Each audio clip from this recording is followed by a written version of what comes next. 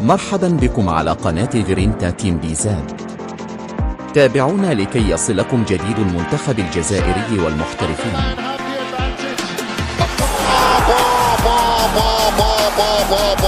جول!